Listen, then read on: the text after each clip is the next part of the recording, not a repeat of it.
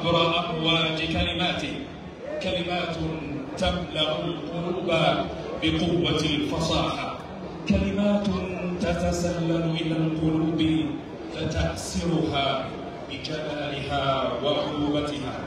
باختصار، سادوا إلى المنصة شيخ كلماته كالغيث إذ تصيب أرضا جدباء فتحيلها إلى جنة خضراء.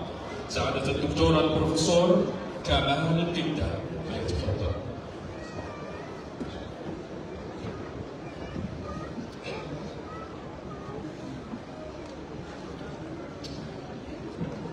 الحمد لله،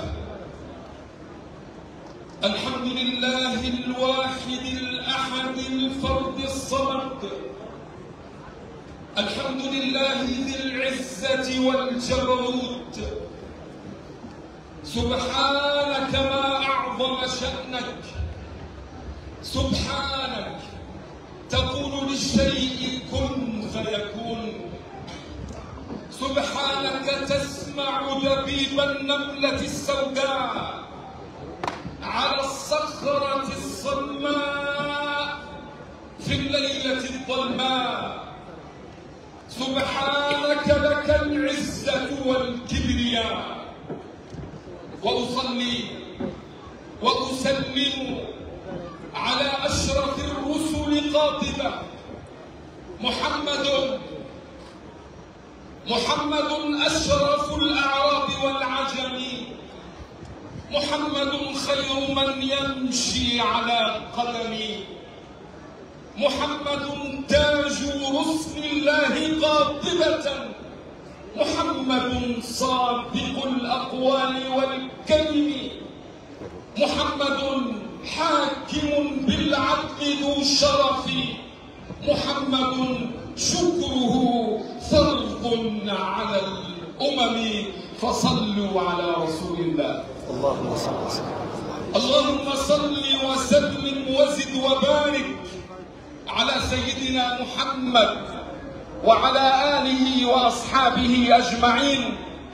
وارض اللهم عن أبي بكر وعمر وعثمان وعلي وعن بلال الحبشي وعن الصحابة أجمعين.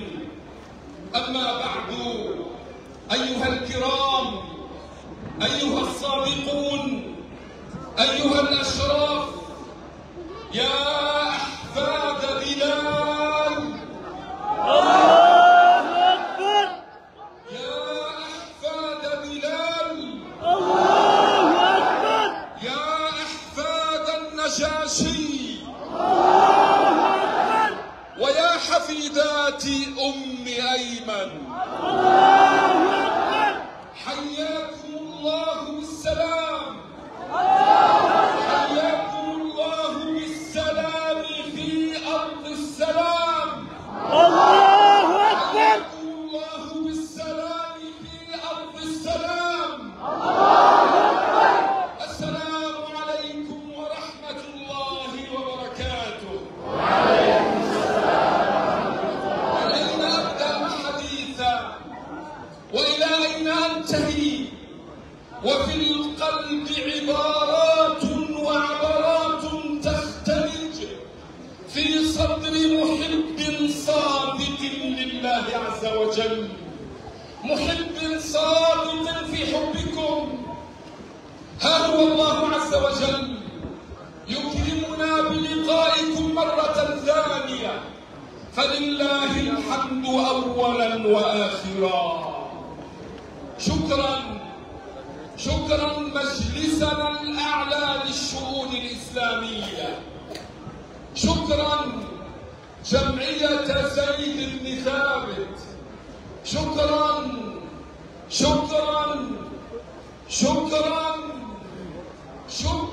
لكم أيها الأحباب الكرام. شكرا لك يا دكتور نور الدين قاسم. ألف تحية لك أيها البطل الذي استطاع أن يجمع كل الجموع نترك جزاءك لله عز وجل، هو الذي يجازيك. أيها العرب، أيها المسلمون في كل مكان، أيها الناس، هذا هو الوجه الحقيقي لإثيوبيا. الله أكبر. هذا هو الوجه الحقيقي لإثيوبيا. الله أكبر. سألتموني عن إثيوبيا السلام، عن إثيوبيا القرآن. أقول لكم تعالوا إلى هذا الملعب لتشهدوا إثيوبيا الحقيقية. فحيا الله إثيوبيا أرض العز والسلام. شعب يعشق السلام، يحب القرآن، لا يقبل الذل ولا الهوان. الله أكبر ما أعظمكم، الله أكبر ما أشد حبكم لدينكم، لعقيدتكم، لنبيكم. يوم رجعت آمنة أم النبي صلى الله عليه وسلم من زيارة أخوال النبي بني النجار، وهي تشق طريقها إلى مكة، وافتها المنية فدفنت في أرض في أعلى سفح جبل، وكانت تحمل معها وليدها النبي محمدا صلى الله عليه وسلم. شهد النبي مدفن أمه. من الذي احتضنه بعد وفاة أمه ودفن أمه؟ إنها أم أيمن. تكبير. إنها أم أيمن. الله أكبر. الله أكبر. الله أكبر. الله أكبر ولله الحمد. يا شعب إثيوبيا، يا أهل الحبشة، إنها بركة النبي أصابتكم يوم أرسل خيرة شبابه إلى أرضكم. نعم، وهم يحملون دينهم على أكفهم. من جعل النبي يختار أرض الحبشة إنه الله عز وجل. من جعل النبي يختار أرض الحبشة إنه الله عز وجل، وما ينطق عن الهوى. نعم أيها السادة الكرام، اختار الله الحبشة لتكون أول دولة لجوء سياسي لخيرة شباب المسلمين، واختار الله هذه الأرض المباركة لتكون ثاني أرض بعد مكة يتلى فيها القرآن الكريم. الله أكبر. نعم، أول ما قرئ القرآن الكريم قرئ بمكة، وفي خارج مكة وفي خارج الجزيرة العربية أول بلد يتلى فيه القرآن الكريم هو أرض الحبشة. بين يدي النجاشي رضي الله عنه، يوم قال النجاشي للمسلمين عيشوا في أرضي بسلام، يوم قال النجاشي للمضي بسلام، أكرمه الله بأن جعل أرضه أرض سلام. وستظل إثيوبيا أرض سلام، وكل محاولة لجر هذه الأرض نحو الحرب والدمار فهي محاولة فاشلة. قال النبي صلى الله عليه وسلم لجيوش المسلمين وللعالم كله، قال النبي: وادعوا الحبشة ما وادعوكم. حديث صحيح.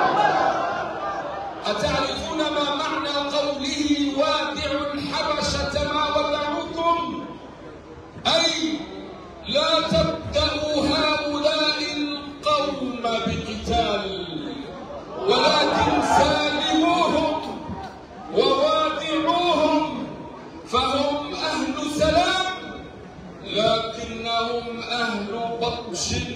وقوة وشدة لمن يحاول أن يمس شوكتهم بسوء.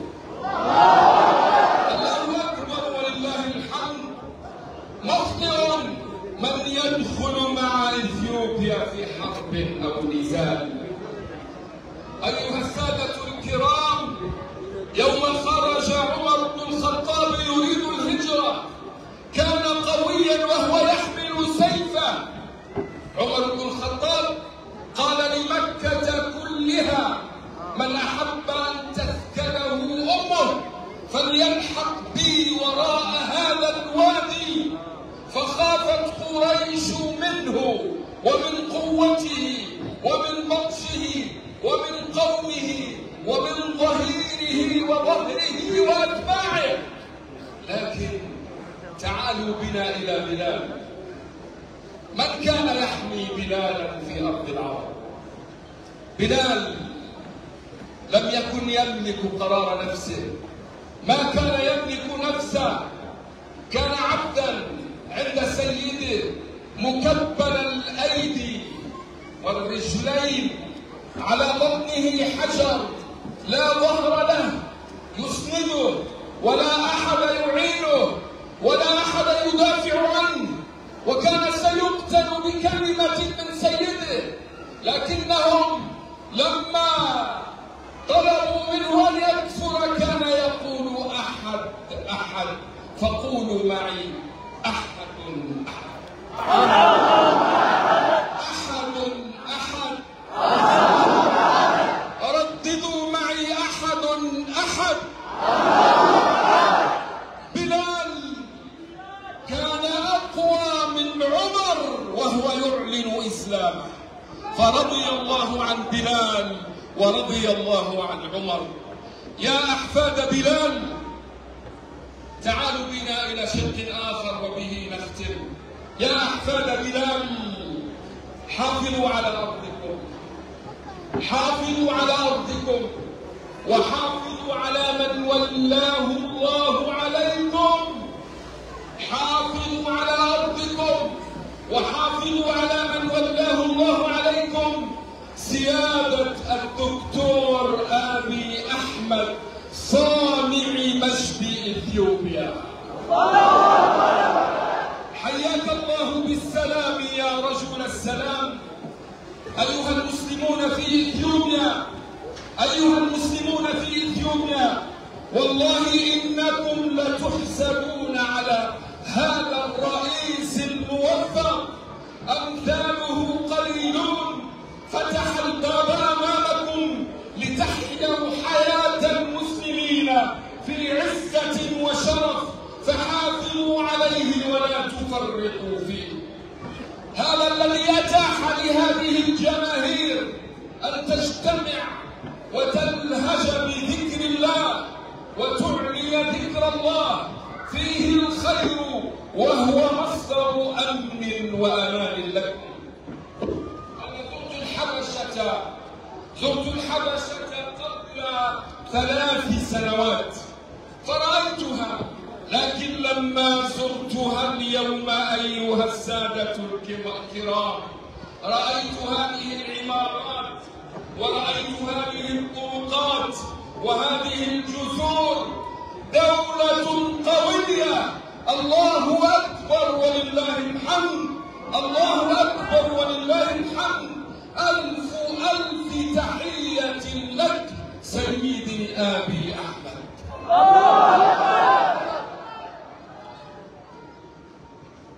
أدعو المسلمين في كل مكان وأدعو العرب في كل مكان لأن يستثمروا في هذا البلد المبارك. أول من استثمر في هذا البلد المبارك استثمر صحابة رسول الله، فهو بلد مبارك. أدعو العرب والمسلمين للاستثمار في هذا البلد المبارك الكريم الطيب. عذرا إخواننا في الحبشة، والله نحن مفرطون في حقكم يا أحفاد بلال، والله إنا مفرطون في حقكم. أفضالكم علينا يا أهل الحبشة نطوق أعناقنا إلى يوم الدين. ومن باب رد الجميل نتمنى أن يدرس تاريخكم ومآثركم في البلاد العربية والمسلمين وبلاد المسلمين. حيا الله شعب أثيوبيا الكرام، آواكم الله، أكرمكم الله، أعانكم الله، وفقكم الله لكل خير، حياكم الله لكل خير. واعلموا أن الله ناصركم وأن الله معينكم. وصلى الله وسلم وبارك على سيدنا محمد وعلى جميع أصحابه أجمعين. والسلام عليكم ورحمة الله وبركاته.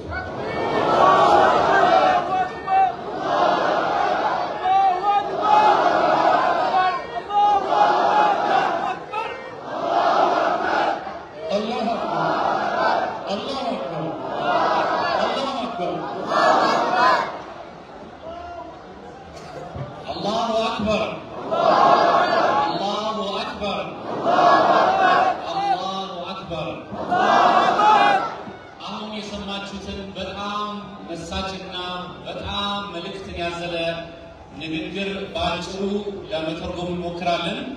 ፕሮፌሰሩ በጣም ደስተኛ መሆናቸውን ለሁለተኛ ጊዜ በኢትዮጵያ መምጣታቸው በጣም ደስተኛ መሆናቸውን አላህን በማመስገን እንደዚሁም የኢትዮጵያ እስልምና ጉዳዮች ጠቅላይ ምክር ቤትና እንደዚሁም የዘይድ ብን ሳቢት የቁርአን ማህበርን በጣም በማመስገን በተለይ ደግሞ ዶክተር ኑረዲን ቃሲም